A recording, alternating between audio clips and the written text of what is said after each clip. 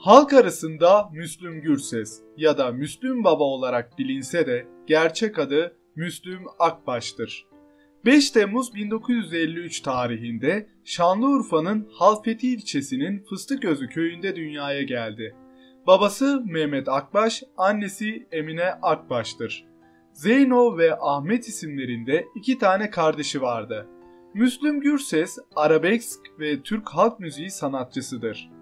Yıllar içerisinde ününe ün katmış ve halk arasında popüler sanatçılardan biri olup Müslüm Baba olarak anılmıştır. 1979 yılında ilk defa İsyankar filmiyle kamera karşısına geçen Gürses, toplam 39 sinema filminde rol almıştır. Bu videoda sizlere Müslüm Baba'nın hayatını anlatacağım. Müslüm Baba'yı anlatmaya başlamadan önce kanalıma abone olarak ve bildirimleri açarak bu ve benzeri videolara herkesten önce ulaşabilirsiniz. Ayrıca izlediğiniz video hoşunuza giderse beğenebilir, görüş ve düşüncelerinizi paylaşabilirsiniz. İyi seyirler. Müslüm'ün hayatının ilk yılları Şanlıurfa'da geçti. 3 yaşındayken ekonomik nedenlerden dolayı ailecek Adana'ya taşındılar. Çok küçük yaşta Adana'ya taşındığı için halk arasında Adanalı olarak bilinmekteydi. 1968'de 14 yaşındayken Adana Aile Çay Bahçesi'nde düzenlenen yarışmaya katılmak istedi. Fakat babası buna karşı çıktı. Müslüm babasını dinlemedi ve yarışma için kendisine bit pazarından kıyafet aldı. Yarışma gecesi Müslüm uyurken babası saçlarını kesti. Buna rağmen babası Müslüm'ün ses yarışmasına katılmasına engel olamadı. Müslüm katıldığı ses yarışmasında birinci oldu ve Gürses soyadını aldı. Müslüm Gürses'in hayatında hep kötü olaylar oldu. İlkokuldan mezun olduktan sonra okuyamadı ve okul hayatı bitti. Kendi öz babası annesini ve kız kardeşini öldürdü ve hapse girdi.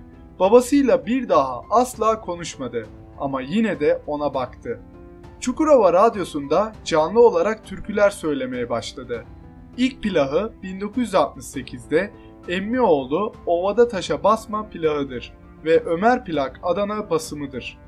Müslüm Gürses'in kardeşi Ahmet, sevdiği kızın ailesi tarafından asker kaçağı olarak jandarmaya şikayet edildi. Bunun üzerine kardeşi Ahmet teslim olmayınca vurularak öldürüldü. Bu olay Müslüm Gürses'in hayatında derin yaralar açtı ve Adana'yı terk ederek İstanbul'a gitti. İstanbul'a gelen Müslüm Gürses, Selahattin Sarıkaya'nın sahibi olduğu Sarıkaya plak ile 2 adet 45'lik plak doldurdu. Bunlar Giyin Kuşan Selvi Boylum, Hayatımı Sen Mahvettin ile Gitme Gel Gel, Haram Aşktır. Müslüm Gürses adını giderek duyurmuş ve şöhretine şöhret katmıştı. Bu sırada 1978 yılında şöhretinin ilk yıllarında Anadolu turnesi sırasında büyük bir trafik kazası geçirdi. Kaza sırasında alın kemiği parçalandı. Onu öldü zannettiler ve morga kaldırdılar. Morgda çalışan görevli yaşadığını fark edince hemen ameliyata alındı. Ameliyat sırasında kalbi durdu ve şok ile hayata döndürüldü. Kaza sırasında parçalanan alın kemiğinin yerine beynini koruyacak bir plaka takıldı. Kazadan sonra Müslüm Gürses koku alma duyusunu ve işitme duyusunun yarısını kaybetti. Beyninde oluşan hasardan dolayı ses beynine geç gitmeye başladı ve bu yüzden hayatı boyunca yavaş konuştu. Kazadan sonra işitme duyusunun yarısını kaybettiği için pek çok kişi ona artık şarkı söyleyemeyeceğini söyledi. Fakat Müslüm Gürses kendisine söylenenlere aldırış etmedi. Tüm çabasıyla çalışmalarına devam etti ve şarkı söyledi. Kazadan sonra çıkardığı Özür Diliyorum Senden, İsyankar, Ben İnsan Değil Miyim gibi albümlerle çıkışını sürdürdü. Arabesk türünde çok ilgi gören isimlerden biri haline geldi. 1979 yılında ilk defa İsyankar filmiyle kamera karşısına çıktı. 1985 yılında çocukluğunda hiçbir filmini kaçırmadığı ve büyük bir hayranlık duyduğu, kendinden yaşça büyük olan sinema oyuncusu Muhterem Nur ile evlendi. Müslüm Gürses, Bursa'da verdiği bir konser sırasında fanatik bir hayranı tarafından karnından bıçaklandı. Müslüm Baba yaşadığı tüm sıkıntılara ve olumsuzluklara rağmen hiçbir zaman pes etmedi. Hayata sıkıca sarıldı. Ününü ve şöhretini hep korudu. Japonya'da yapılan bir testte Müslüm Gürses'in sesini kusursuz olarak kullandığı bilimsel olarak kanıtlanmıştır.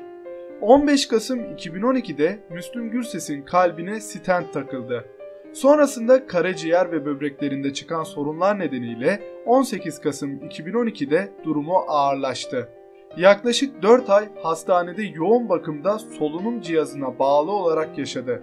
3 Mart 2013 tarihinde İstanbul'da hayata veda ettiğinde 60 yaşındaydı. Müslüm Gürses çok zorlu bir hayat yaşadı.